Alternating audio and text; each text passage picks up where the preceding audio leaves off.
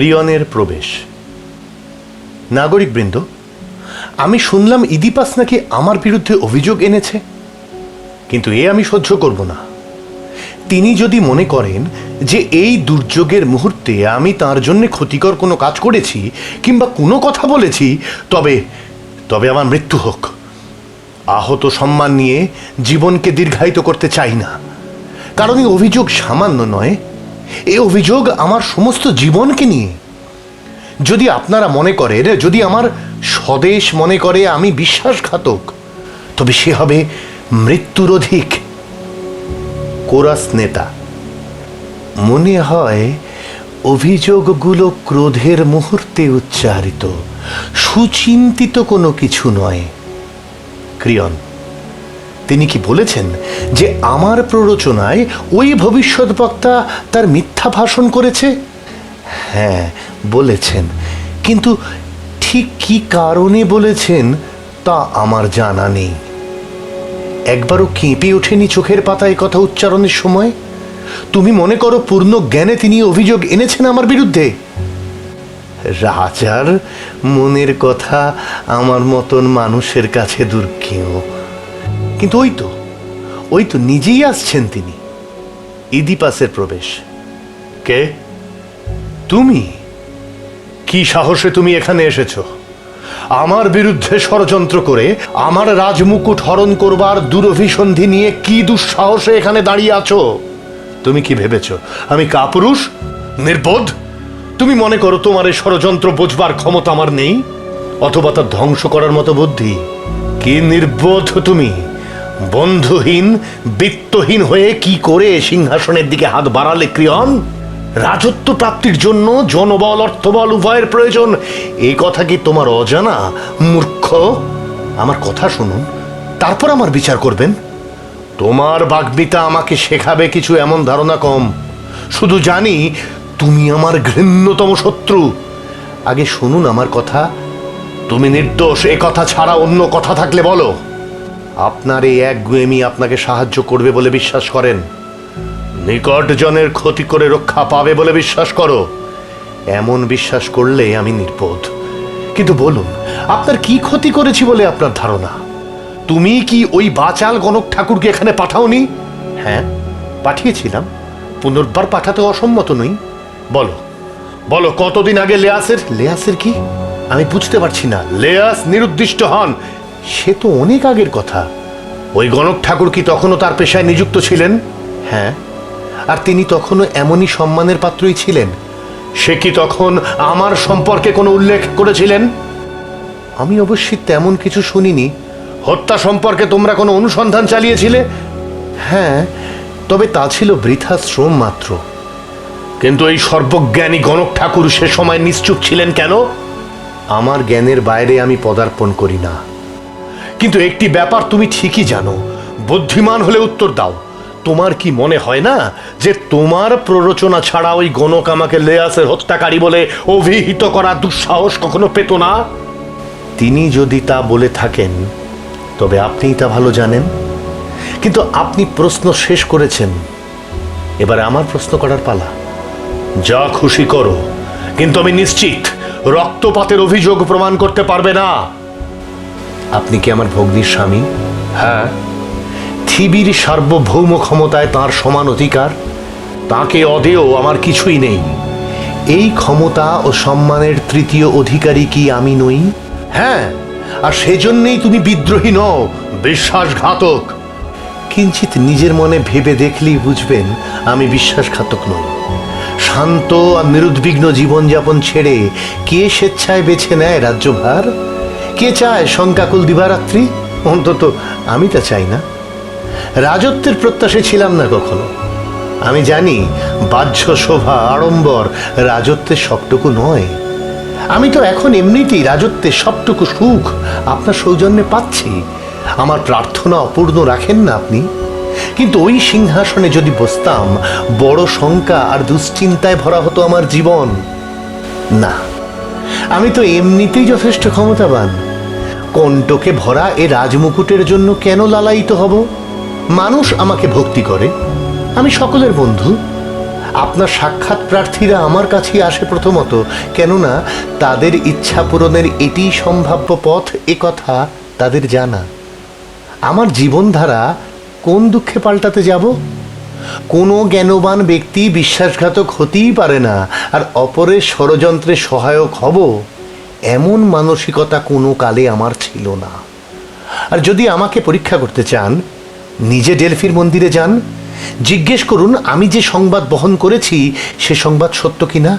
দ্বিতীয়ত, গণক বৃদ্ধের সাথে আমার সংযোগ যদি আবিষ্কৃত হয়, মৃত্যুদণ্ড দেবেন আমাকে, কিন্তু অন্ধ সন্দেহের নীরব শিকার হতে রাজি নই আমি। কোনো সৎ মানুষের সততা সন্দেহ করা অন্যায়, যেমন অন্যায় অসৎকে সৎ বলে গণ্য করা। অনুগত বান্ধবকে ত্যাগ করা নিজ প্রিয় জীবনকে ছুঁড়ে ফেলে দেওয়ার মতোই নির্বুদ্ধিতা।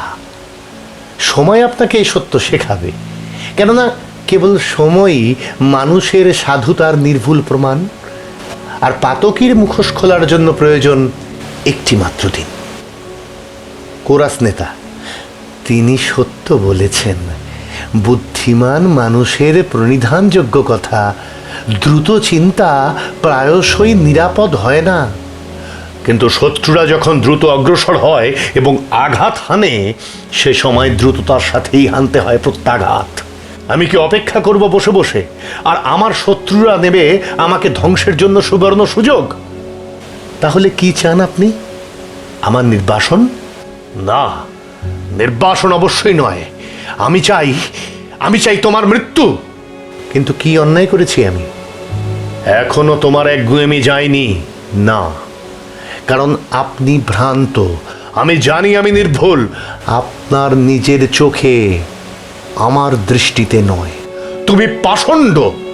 কিন্তু যদি মিথ্যা হয় আপনার অভিযোগ, শাসনের ক্ষমতা আমার, দুঃশাসনের নয়।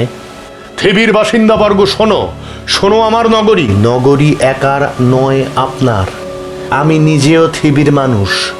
কোরাস নেতা, প্রভুগণ খান্তি দিন, আর নয়।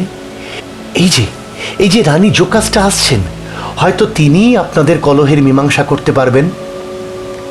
জোকাস্টার প্রবেশ। এমন উন্মত্ত কলহের কারণ কি? ভয়াবহ দুর্বিপাকে নিমজ্জিত আমরা সবাই, আর এ সময়ে ব্যক্তিগত ক্রোধ নিয়ে কলহ করতে তোমাদের লজ্জা হয় না?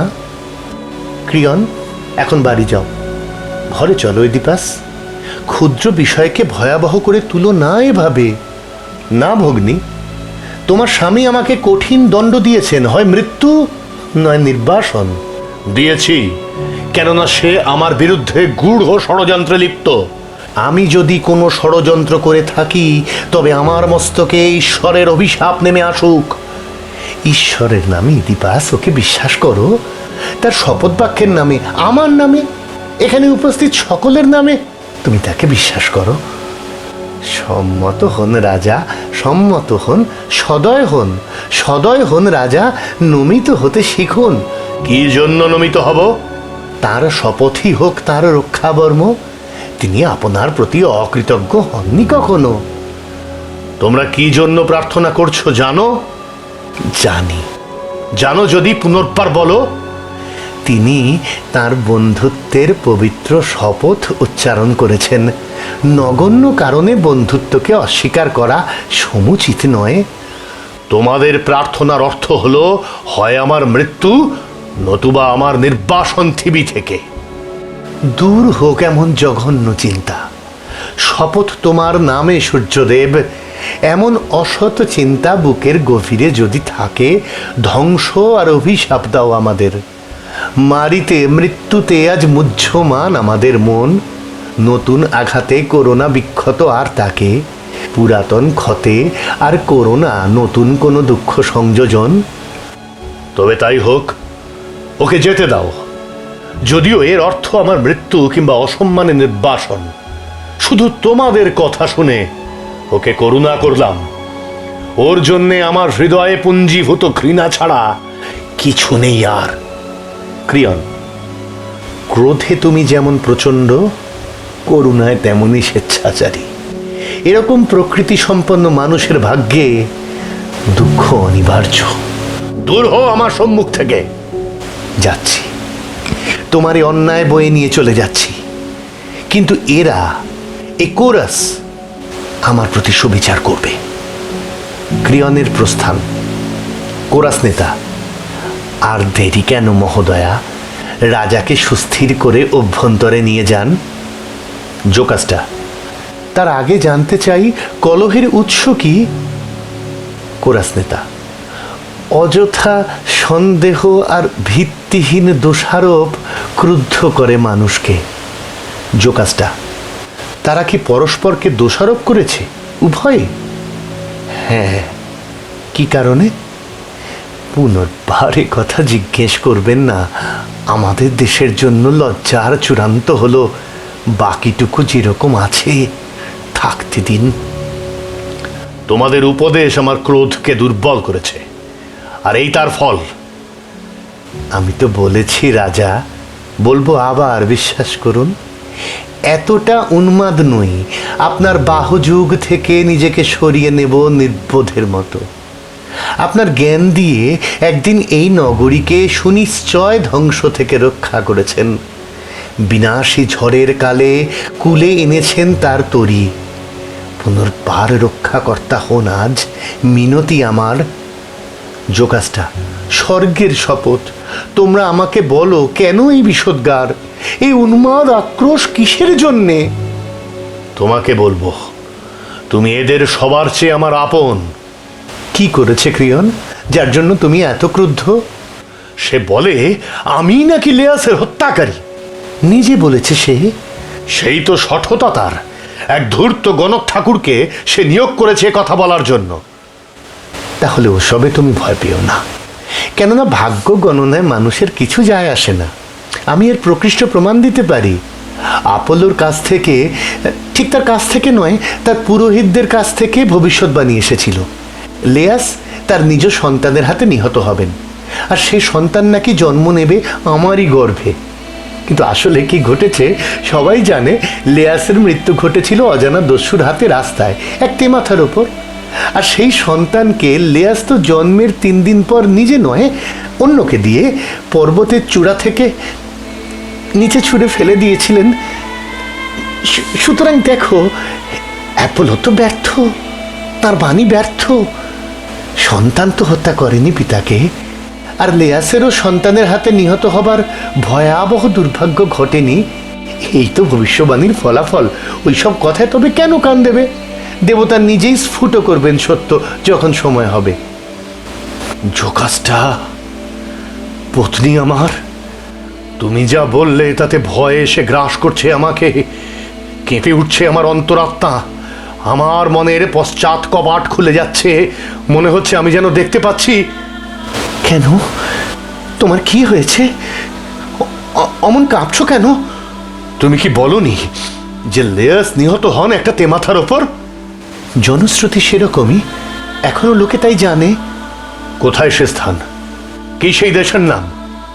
সে স্থানের নাম ফসিস। সেখানে থেকে একটি পথ চলে গেছে ডেলফির দিকে, অন্যটি ডাউলিয়ায়। কতদিন আগের ঘটনা সেটা? থিবির রাজত্বভার যখন গ্রহণ করো তুমি, তার কিছুদিন আগেই আমরা এই সংবাদ পাই। কি ভাগ্য নির্ধারণ করেছো আমার জন্যে! কি ভয়ে সন্ত্রস্ত তুমি এডিপাস? অমন করছো কেন? না না, আমাকে আমাকে কোনো প্রশ্ন করো না। বলো বলো, লেয়াস কেমন দেখতে ছিলেন? হ্যাঁ, বয়স কত হয়েছিল তার? তিনি তীর্ঘকায় ছিলেন, সাদার ছোঁয়া লেগেছিল তার চুলে। দেখতে ছিলেন অনেকটা তোমার মতো। ঈশ্বর, আমি কি তাহলে নিজেকেই অভিশপ্ত করেছি অজ্ঞাতে? তুমি কি বলছো? আমার ভয় করছে। তাহলে তুই গণকন্ধ ছিল না, কিন্তু কি করে সম্ভব? আরেকটি মাত্র প্রশ্ন। হ্যাঁ, আরেকটি মাত্র প্রশ্ন, তাহলে সব পরিষ্কার বুঝতে পারবো। আমার ভীষণ ভয় করছে। যা জানি তাই বলবো। রাজা কি একাকী ছিলেন, নাকি তার সাথে অস্ত্রধারী রাজকীয় রক্ষীবৃন্দ ছিল? 5 জন রক্ষী ছিল তার সাথে। একজন ঘোষক সামনে ছিল, আর রাজা শকটে চড়ে যাচ্ছিলেন। হায় ঈশ্বর, সব কিছু ঠিকঠাক মিলে যাচ্ছে, কিন্তু কিন্তু জোকাসটা এই সংবাদ কে তোমার কাছে পৌঁছে দিয়েছিল? একজন ভৃত্য, সেই একমাত্র সেখান থেকে জীবিত ফিরে আসতে পেরেছিল। সে কি এখন ওই প্রাসাদে আছে? না না, ফিরে এসে সে যখন দেখলো তুমি মৃত রাজাস্থলে রাজ্যভার গ্রহণ করেছো, তখন সে নতজানু হয়ে প্রার্থনা জানালো যে সে পাহাড়ে চলে যাবে মেষপালক হয়ে, নগরীর দৃষ্টিসীমা থেকে বাইরে বহু দূরে। আমি তাকে যেতে দিলাম। বেচারা, অবশ্যই এর চেয়ে ভালো পুরস্কার ওর প্রাপ্য ছিল, কারণ কারণ সে ছিল একজন অনুগত ভৃত্য। তাকে কি এখানে এই মুহূর্তে ফিরিয়ে আনা সম্ভব? হ্যাঁ, কিন্তু কিন্তু তুমি তাকে আনতে চাও কেন? হায় পত্নী, আমি ইতিমধ্যে অনেক বেশি বলে ফেলেছি, তাই তাকে এখন আমার ভীষণ প্রয়োজন। সে অবশ্যই আসবে, তবে স্ত্রী হিসেবে আমি শুনতে চাই, কিসের ভয় তুমি এমন মুষড়ে পড়ছো? যতটুকু বুঝতে পারছি, তুমি ছাড়া আমার এমন কেউ নেই যার কাছে আমি এই মুহূর্তে সব কথা বলতে পারি। শোনো, করিন্থের রাজা পলিবাস ছিলেন আমার পিতা, আমার মাতার নাম মেরোপি। স্বদেশে আমার সম্মান ছিল অনেক উঁচুতে। একদিন ঘটল এক অদ্ভুত ঘটনা, আর আমিও হয়তো তাকে সে সময় অতিরিক্ত গুরুত্বই দিয়ে বসেছিলাম। একদিন এক ভোজের সভায় এক মাতাল নেশার ঘোরে আমাকে বলল আমি নাকি আমার পিতার পুত্র নই। আমি ক্রুদ্ধ হলেও নিজেকে সংযত রাখলাম। পরদিন আমি আমার পিতা মাতার কাছে সত্যতা জানতে চাইলাম, কিন্তু তাঁরা এই রটনাকারীর বিরুদ্ধে ভীষণ উষ্মা প্রকাশ করলেন। আমি আশ্বস্ত হলাম, কিন্তু অন্তরের ক্ষত নির্মূল হলো না। আর তাছাড়া ওই কুৎসাও মুখ থেকে মুখে ছড়াতে থাকলো। তাই একদিন পিতামাতার অজ্ঞাতে আমি ডেলফির মন্দিরে গেলাম। আমার প্রশ্নের কোনো উত্তর ফিবাস দিলেন না, বরং যে ভবিষ্যৎবাণী আমাকে শুনতে হলো তা ভয়াবহ। আমি জানলাম আমি আমার মাকে বিবাহ করব, আর পিতা হব অভিশপ্ত সন্তান বর্গে। পৃথিবী যাদের দিকে ঘৃণায় কুঞ্চিত হবে, আর হত্যা করব নিজের পিতাকে।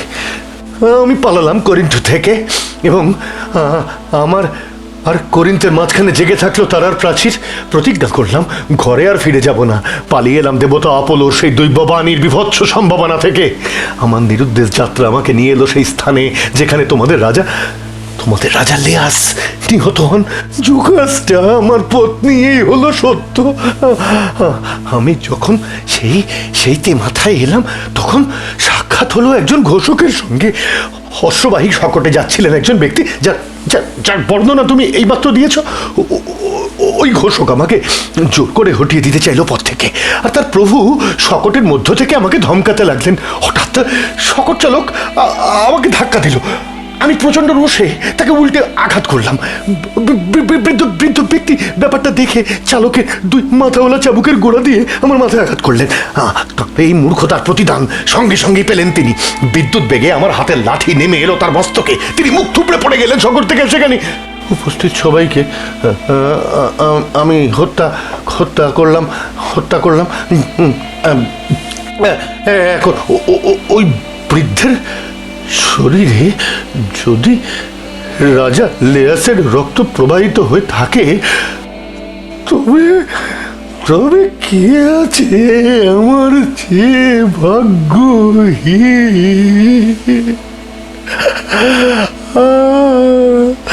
কে আর আমার চেয়ে মানুষ ও দেবতার কাছে ঘৃণাযোগ্য?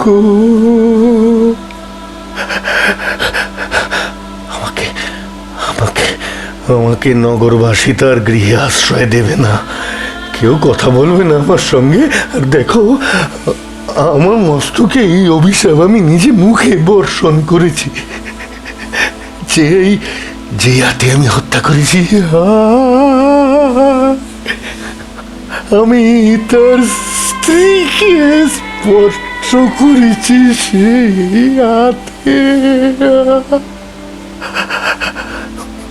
বলো, আমি কি ঘৃণিত নই, পাপিষ্ঠ নই? এই নগর থেকে আমি নির্বাসিত হব, কিন্তু নিজের পিতৃভূমি আর ঘরেও তো ফিরতে পারবো না। ফিরলে স্ত্রী হন্তা এবং মাতার স্বামী হবার আশঙ্কা। হায় পিতা পলিবাস, তার কাছেই যে জীবনের ঋণ। নিষ্ঠুর দেবতা ভিন্ন আর কেউ কি আমার এই নিদারুণ দুর্ভাগ্যের জন্য দায়ী হতে পারে? না না, হে স্বর্গের পবিত্র দেবতাগণ, আমাকে দেখিও না সে ভয়ঙ্কর দিন। বরং বরং আমাকে দাও মৃত্যু, দাও পৃথিবীর বুক থেকে চিহ্নহীন মুছে যেতে তবু এমন কলঙ্ক যেন দু চোখে দেখতে না হয়।